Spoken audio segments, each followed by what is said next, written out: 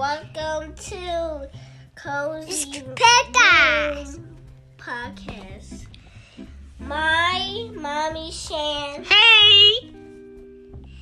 My sister Ari. Say hi, Ari. Hey.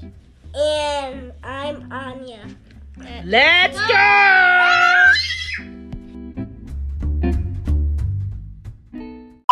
Hey, this is Shan, mom of the girls. Thank you for checking in. If this is your first time at Cozy Room Podcast, welcome. It's a very random but frequently posted show. Enjoy what you can when you can. It's for new parents. Y'all are very welcome. It's for second, third, or more time around parents too. And I did not forget those of you who aren't quite there yet, haven't had your first kid, but you're thinking about it and you're just curious on what it takes to go ahead and survive the kids that you may make. Cool. Since we're all here, let's get into today's episode.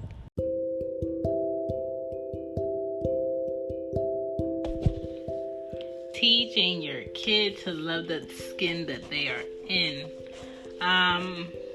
What can I say about this? My family is very multiracial. Our skin tones vary.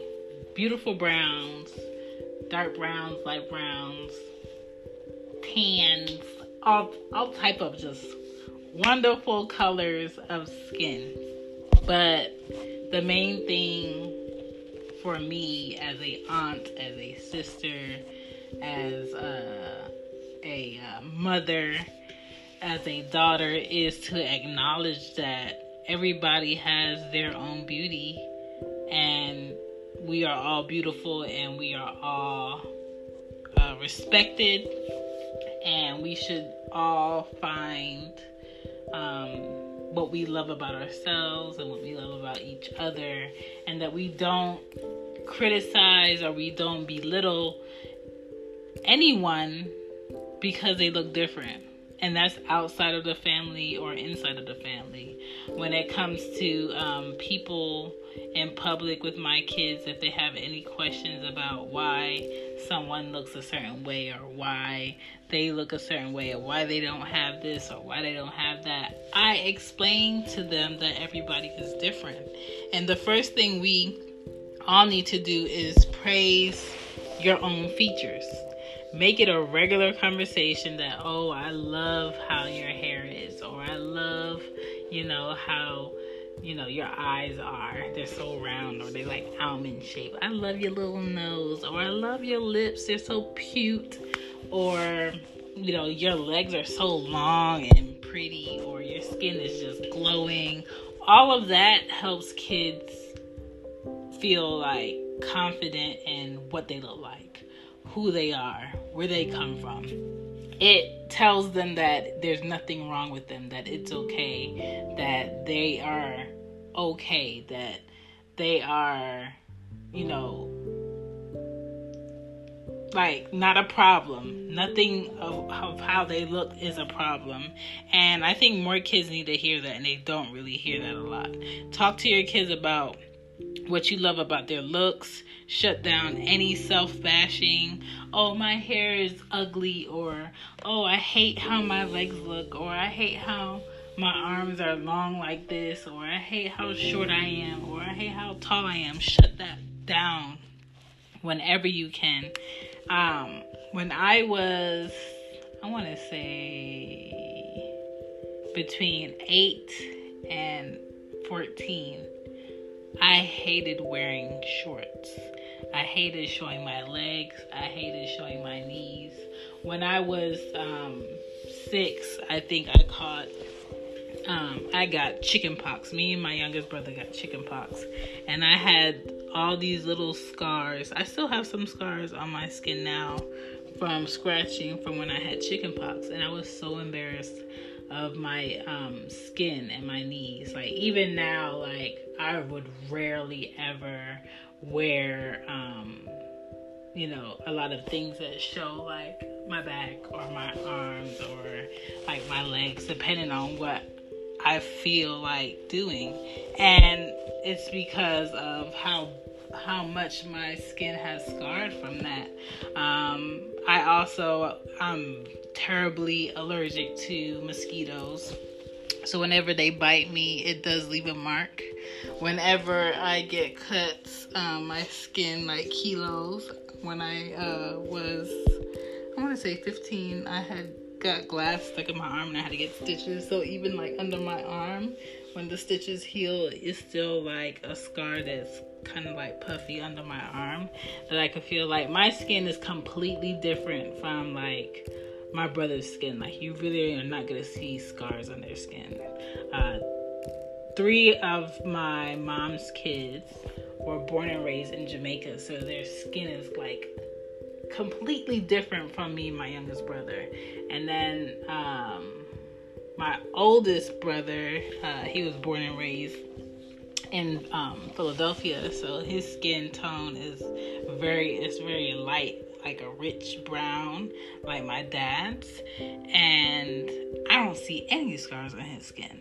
And I remember my dad's skin was like a light brown mixed with like a darker brown, and he had freckles all over his skin. And I have freckles on one of my forearms, and that's about it. So all of our skin is different. And then my mom's skin is very like a golden, it's like a golden brown, but her pores are barely open, so she has no scars on her skin. She has that one that one like circle where a lot of people who are born out of the country get. I forgot what they call it, on her arm. But other than that, she doesn't get scars. She barely ever shaves her legs. You really don't see any hair. Her back is completely beautiful. Her face is beautiful. She sweats, but she doesn't break out. Like, the skin is just different. But I always, went through a phase where I did not want to wear shorts. I did not want to wear skirts. I did not want to show my legs. And yes, your children might go through a phase where they don't want to show certain parts of their body until they learn to love it. And it's not for you to force them to wear certain things that they don't want to show off about their body. You could tell them how beautiful their body is all you want to, but until they are confident and ready in showing their body how it is, you can't force that on them. But you could talk to your child about their family, where they come from. Both of my parents are born and raised in Jamaica. Their parents, well, my mom's parents, her mom Jewish and African, her parents, and then my grandfather's parents were Irish and African. And then on my dad's side, his parents were Jamaican and African. And then I don't know, like, after that, because my dad wasn't really the most welcoming of a family member where a lot of his family wanted to be around, and I don't really know them that well. But I wish I knew a lot more, but we just come from a very diverse background.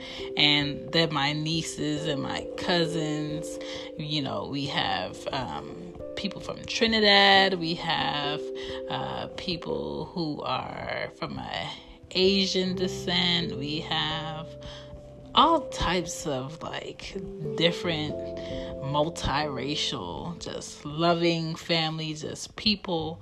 And I don't want my children to ever get stuck on their skin and how important it is or how not important it is or how bad it is or how... I don't want them to get stuck on that, because that's just one of those things that's made to separate you or make somebody feel less than, and it's not important. Are you a good person? That's important. Do you treat others well? That's important. Do you love yourself? That's important. Talk to your kids about what they should be grateful for. Is your family good to you? Are you loved? Do you love other people? That type of stuff. That skin thing is just something you're born with. You can't help that. And I don't believe just because a group of people that look a certain way means everyone that looks like those people are completely hateful off bat. I don't believe that. I don't believe that all this type of people that looks this way are racist. I don't believe that all people who dress a certain way are like terrorists. I don't believe that. That's nonsense. You're basically basing a thought off of what someone looks like is just what they could be. That's their capabilities. That's everything that they can have or will ever, get to in life. They can't be anything more and they can't be anything less. That's stupid. That's ignorant. And I don't want to raise my kids like that. And when it comes to your kids loving their skin, you have to talk about all the great things that came with people having skin color like them and all the negative things that came with people having skin color like them. Because if they do not know what happened in the past, it's a very high probability that they will move forward in that same direction and fail. I tell what my 5-year-old when I'm watching documentaries that people that look like that at a certain time in the past will get killed because they look like that and they're not supposed to do certain things. But now we can still do these things, and we could read, and we could travel, and we could have jobs, and we can, buy what we want to buy. But before, we weren't allowed to do X, Y, and Z because we looked a certain way. You have to answer those questions for them because their looks have a lot to do with it in that sense of what history we've come from. But right now, it's kind of like it's there, it's this the whole status thing is there when it comes to skin tone.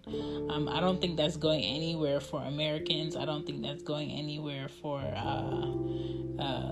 other cultures across the globe when they see people of a brown skin tone, where they place judgment based upon what they've seen or heard. And I think the more everyone is exposed to different people with a certain skin tone that has a bad stigma, then they will go ahead and start to change their thinking.